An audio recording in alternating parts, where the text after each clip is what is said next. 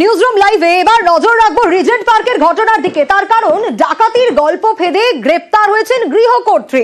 পুলিশের জালে তার জামাই বাবুও। তদন্তকারীদের দাবি, মহিলা স্বীকার করেছেন বাবার বাড়িতে টাকা পাঠাতে দুজনে মিলে ছক কষেন, আর সেই মতো কয়েক মাস ধরে সৎ ছেলের বিয়ের গয়না লোপাট করেন। তারপর ডাকাতির গল্প ফাঁদেন, আর শেষমেশ দুজনই জালে।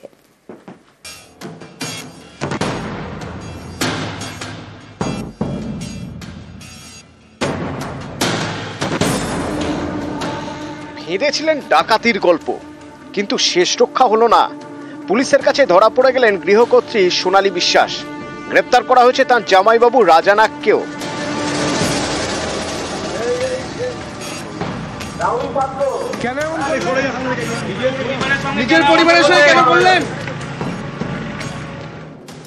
রিজেন্ট পার্কের মূল এভিনিউ, এখানকার একটি আবাসনের দোতলায় ফ্ল্যাট পিকলু বিশ্বাসের।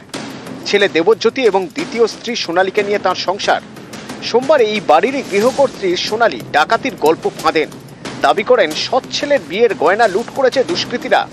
ছুরি দেখিয়েছে, তারপরে গিয়ে আমাকে দিয়ে সব আলমারি টালমারি এগুলো সব খুলিয়েছে। আমাদের অনেক গয়না ছিল, টাকা ছিল না। আমাকে ধাক্কা মেরেছে ওইখানটা দিয়ে, তখন আমার এইখানটা লেগেছে আর আমি একটু সেন্সলেস মতো হয়ে গেছিলাম। আমার হাজবেন্ড যখন এসছে তখন আমার হাত বাঁধা ছিল বলছে, আর ওর গেঞ্জিটা আমার মুখে ঢোকানো ছিল। দুজন ছিল, মাস্ক পরা ছিল, ডেলিভারি বয়ের যেরকম হয় না ওরকম টাইপের ছিল ওরা। হামেশাই তো ওরা উপরে ওঠে, ওরকমই দুজন নামলো দেখলাম। ছুরি দিকে আমার তখন ভয় লাগছিল যে আমি যদি না দিই তাহলে হয়তো আমাকে মেরে ফেলবে ওরা।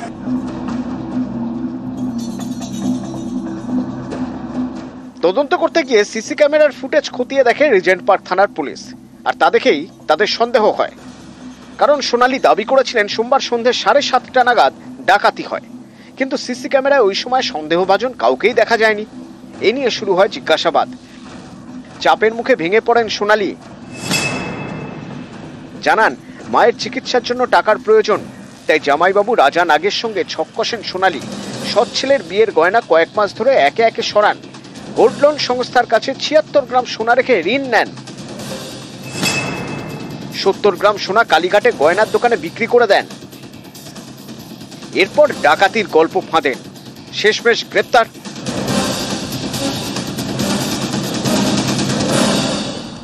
ওদের ফ্যামিলিটাও খুব একটা খারাপ আমি বলবো না, সব সময় সবাই খুব জলি ছিল, সব জিনিসের মধ্যে সব মানে খুব কোঅপারেটিভ ছিল। বাট ভেতর যে জিনিসগুলো হয়েছে এইটা শুধু আমরা একটা লয়ালিটির একটা ফ্যামিলিতে ম্যাটার থাকে। তো একটা ওনাদের ফিনান্সিয়াল কন্ডিশনটা তো সেরকম ছিল না, তো বাবা সবসময় হেল্প করার চেষ্টা করেছে। There was a big mismatch between what উনি যেটা FIR এ যেটা লিখলেন এই টাইমে এইরকম ইনসিডেন্ট হয়েছে, সেটা সিসিটিভি যেটা লাগানো ছিল ওর সঙ্গে একদমই ম্যাচ হচ্ছিল। We had some genuine suspicion based on which further action. ধৃত দুজনকে বুধবার আলিপুর আদালতে তোলা হয়। দুজনকে 25 ফেব্রুয়ারি পর্যন্ত পুলিশ হেফাজতে রাখার নির্দেশ দিয়েছেন বিচারক। নিউজ 18 বাংলা।